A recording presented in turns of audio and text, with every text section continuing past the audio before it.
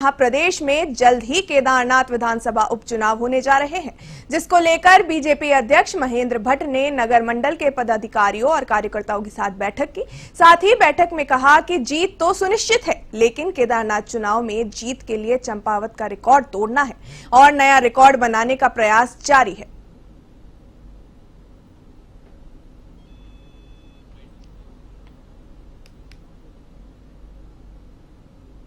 अब पार्टी नामांकन की ओर बढ़ रही है। पार्टी प्रत्याशी घोषणा होते ही हम लोग भव्यतम नामांकन ऊखीमठ के अंदर करेंगे। भारतीय जनता पार्टी के प्रत्याशी के साथ साथ सभी कार्यकर्ता उस नामांकन में उपस्थित हो, आम मतदाता उपस्थित हो और नामांकन के दिन ही भारतीय जनता पार्टी की जीत प्रदर्शित हो। इस भाव के साथ बैठकें के साथ साथ आगामी दिनों के अंदर बूथ के प्रबंधन बैठकें होनी है। बूथ कमेटी की बैठकों की तिथि हमने तय की है और जो हमारे शक्ति केंद्र स्तर पर जो कार्यकर्ता प्रवासी के नाते आए हुए हैं, उन सब कार्यकर्ताओं ने से मैंने फीडबैक लिया है, बूथ का फीडबैक लिया है, कार्यकर्ता का फीडबैक लिया है और मैं विश्वासपूर्वक कह सकता हूँ भारतीय जनता पार्टी केदारनाथ के अंदर एक अच्छे मतों। प्रदेश में त्योहारी सीजन को देखते हुए एसटीएफ अलर्ट मोड पर काम कर रही है। इसी क्रम में एसटीएफ ने देहरादून में एक अभियुक्त को 80,000 रुपए के 500 के नकली नोटों के साथ गिरफ्तार किया। पुलिस को जानकारी मिली थी कि अभियुक्त पिछले कुछ दिनों से बाजार में नकली नोट चला रहा है, जिसके बाद पुलिस इस पर निगरानी रखी और बीती रात को इस अभियुक्त को गिरफ्तार कर लिया गया।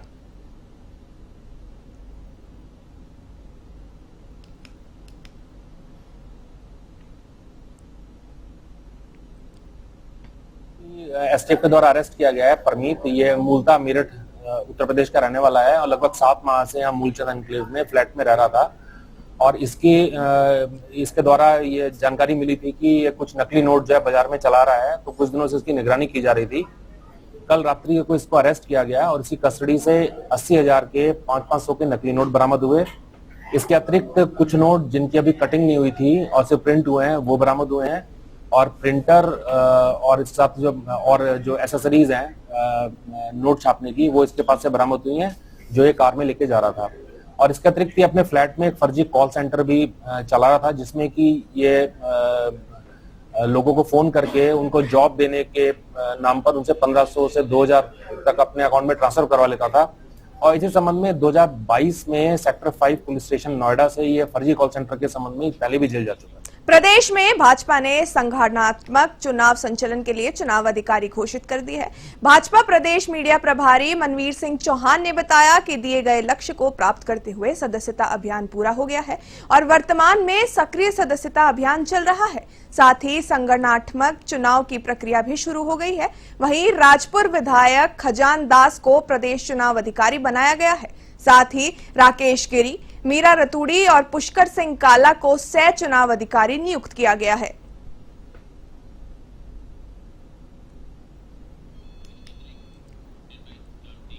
खबर उधम सिंह नगर के सीमांत खटीमा से है, जहां पुलिस को नशा तस्करी के खिलाफ बड़ी सफलता हाथ लगी है। पुलिस ने एक शातिर नशा तस्कर को गिरफ्तार किया है। आरोपी के पास से पुलिस ने 3 किलो से अधिक अवैध चरस बरामद की, जिसकी कीमत अंतर्राष्ट्रीय बाजार में तकरीबन 7 लाख रुपए है। वहीं उधम सिंह नगर सिटी एसपी मनोज कत्याल ने मामले की जानकारी मीडिया को दी।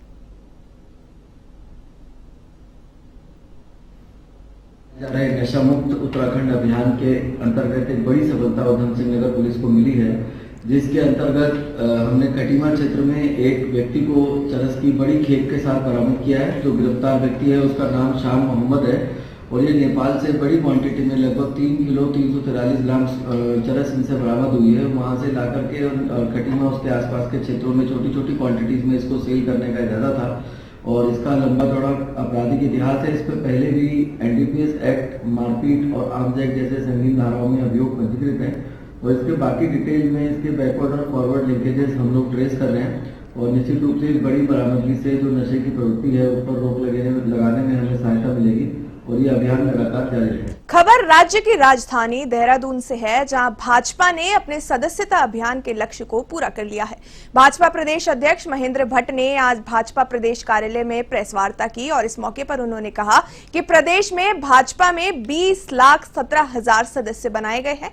सदस्यता अभियान के लक्ष्य को हासिल कर लिया गया है।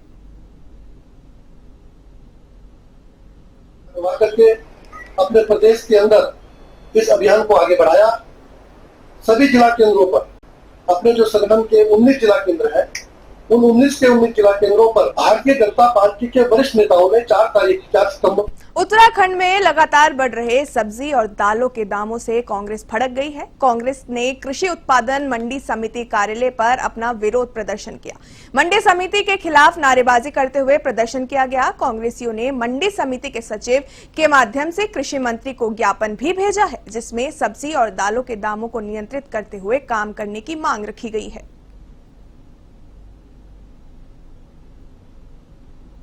बढ़ती महंगाई के विरोध में आज महानगर कांग्रेस कमेटी के तत्वाधान में मंडी समिति का ऋषिकेश मंडी समिति का घेराव किया गया और सचिव के माध्यम से प्रदेश के मंत्री कृषि मंत्री गणेश जोशी जी को एक ज्ञापन प्रेषित किया गया कि जो सरकार पूर्व में कहती थी बहुत ही महंगाई की मार, अब की बार मोदी सरकार, लेकिन अब क्या हुआ, उस मोदी सरकार महंगाई पर रोक लगाने की बात करती थी। आज लगातार टमाटर 100 से ऊपर पहुंच गया, शिमला मिर्च 150 के आसपास पहुंच गया और आज गरीब आदमी और मध्यम वर्गीय सब्जी खरीदने के लिए रामनगर की सिंचाई नहर में एक युवक का शव बहता हुआ मिला। मौके पर मौजूद कुछ लोगों ने इसकी जानकारी पुलिस को तुरंत दी। मौके पर पहुंची पुलिस ने मामले की जांच शुरू कर दी है। कोतवाल ने बताया कि मामले की जांच की जा रही है और मृतक के फोटो शिनाख्त के लिए आसपास के थानों में भेजी गई है।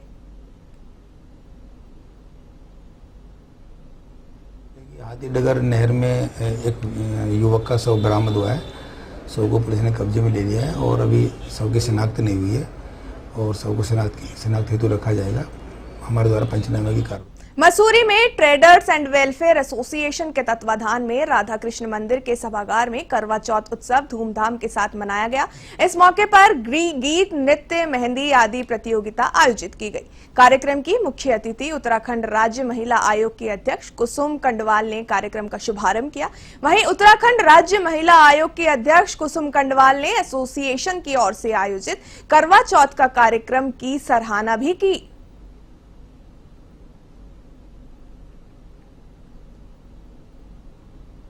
इस वर्ष बहुत ही बड़ा स्तर है। 125 लड़कियां लगभग आज मेहंदियां लगा रही हैं। उन लड़कियों का हुनर बाहर निकल के आ रहा है।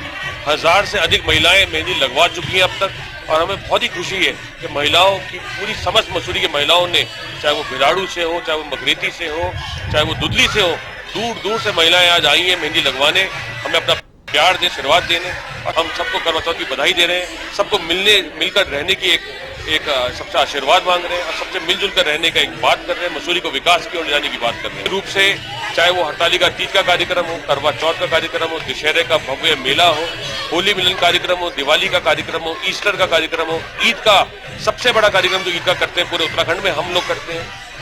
जो महिलाओं की मेहंदी का फ्री में मेहंदी का कार्यक्रम आयोजित किया है, इसके लिए मैं उनको शुभकामनाएं देती हूँ पूरी सोसाइटी को, क्योंकि ये महिलाएं जो हमारा करवा चौथ है उसके पूर्व में मेहंदी लगाने का एक सिस्टम था, तो आज यहाँ पे सब महिलाओं ने मिलकर मेहंदी लगाई है।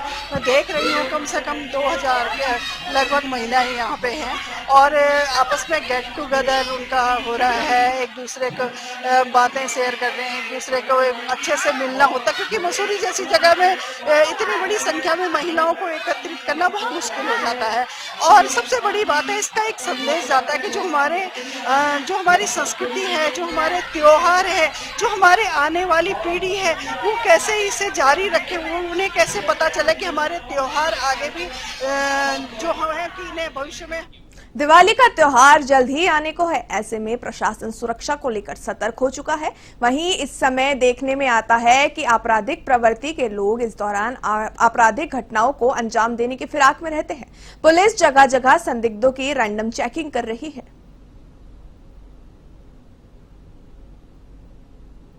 इस तरह से कभी कभी बीच में ऐसा देखा गया है कि त्योहारों के समय में वो कोई आपराधिक घटना की वारदात भी थोड़ा बढ़ जाती है, या जिस तरह से कभी कभी लोग अवैध असला लेकर घूमते हैं, पकड़े भी जाते हैं चेकिंग में।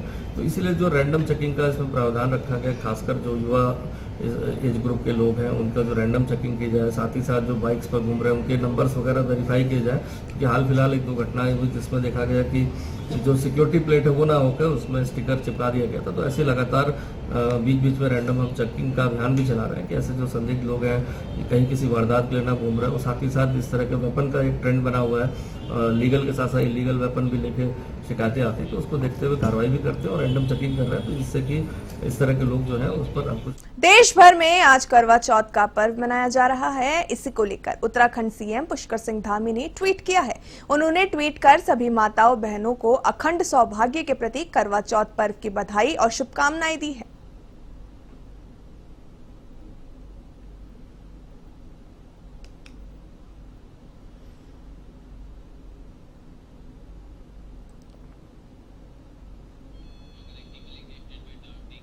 पौड़ी व्यापार सभा की पहल पर पौड़ी के रामलीला ग्राउंड में संडे मार्केट की शुरुआत की गई। संडे मार्केट की शुरुआत आज स्थानीय विधायक राजकुमार पौड़ी ने रिबन काटकर की।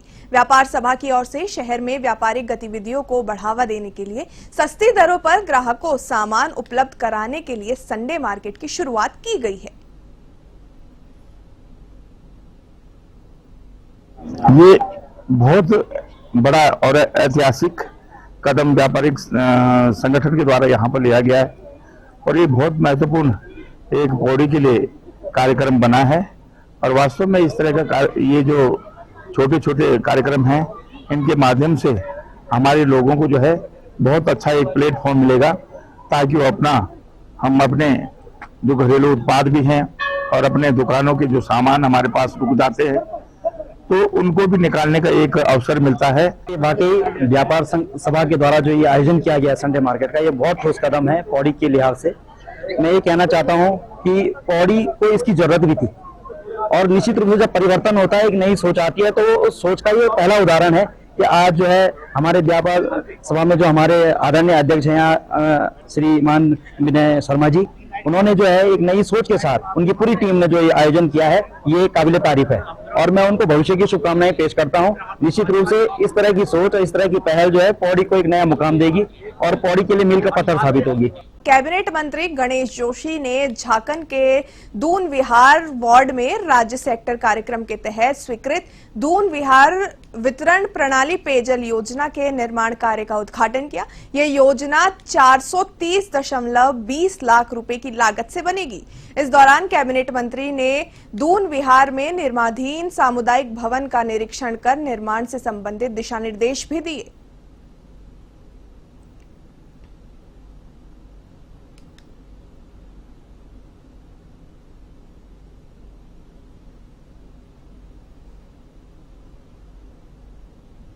क्षेत्र में लगभग 4 करोड़ 10 लाख की लागत से 9 किलोमीटर घुसने वाली रेलवे लाइन का शुभारंभ हमने किया है।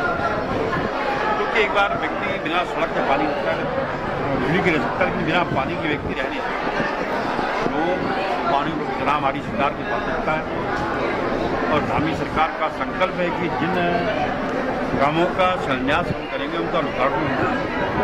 पहले क्या होता था, जो पत्थर रख जाते थे, रिबन कट जाते थे और उसके बाद सरकारें बदली हो जाती थी, लेकिन आज रिलायंस इंडस्ट्रीज के चेयरमैन मुकेश अंबानी केदारनाथ और बद्रीनाथ धाम पहुंचे, जहां उन्होंने बाबा केदार और भगवान बद्री के विशाल दर्शन किए।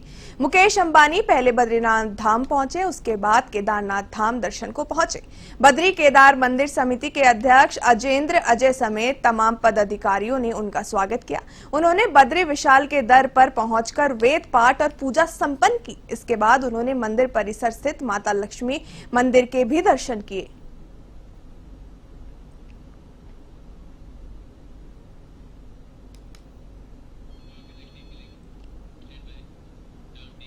खबर देहरादून से, जहां कांग्रेस प्रदेश महामंत्री नवीन जोशी ने सीएम धामी पर निशाना साधा है। मीडिया से बात करते हुए उन्होंने गड्ढा मुक्त सड़क अभियान को लेकर सीएम धामी पर कटाक्ष साधा।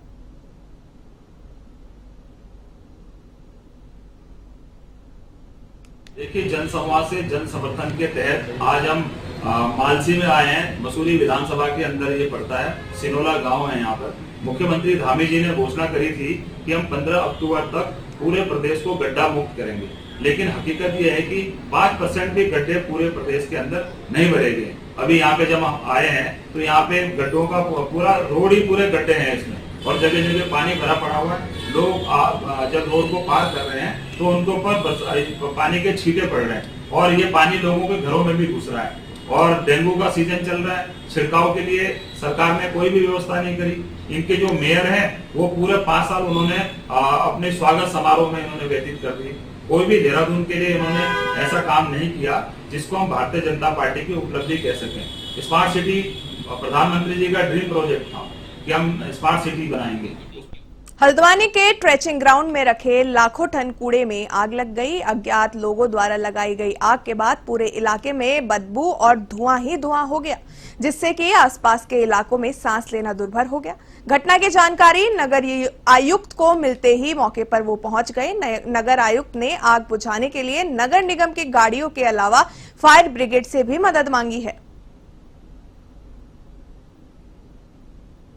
आज या कल आग लगा दी है और इस कारण से कूड़े के ढेर में आग लग गई, इससे आम जनमानस को काफ़ी दिक्कत हो रही है। हम वहाँ पर विजिट किए हैं आज और हमने देखा कि हमारे टैंकर्स लगे हैं, लेकिन और टैंकर्स की आवश्यकता है, इसलिए हमने जो फायर डिपार्टमेंट है उसमें CFO साहब से बात करके और टैंकर्स की व्यवस्था के लिए कहा है, वो भिजवा रहे हैं। इसके अलावा निगम भी अपने जितने टैंकर्स हैं वो सारे वहाँ पर डिप्लॉय करेंगे।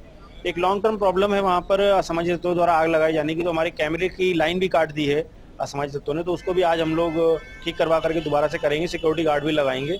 मुझे उम्मीद है कि 1 से 2 दिन में हम लोग आग को पूर्णतः काबू पा लेंगे और लोगों को जो असुविधा हो रही है उसको हम लोग रोक। Power transmission corporation of Uttarakhand limited द्वारा उत्तराखंड शासन को लाभांश के रूप में 11 करोड़ की धनराशि का चेक प्रदान किया गया। मुख्यमंत्री पुष्कर सिंह धामी को मुख्यमंत्री कैंप कार्यालय में 11 करोड़ का लाभांश का चेक प्रदान निदेशक पिटकुल ने सौंपा। मुख्यमंत्री धामी ने इस मौके पर कहा कि उत्तराखंड को ऊर्जा प्रदेश बनाने के लिए विद्युत निगमों को पूरी सक्रियता के साथ काम करना पड़ेगा।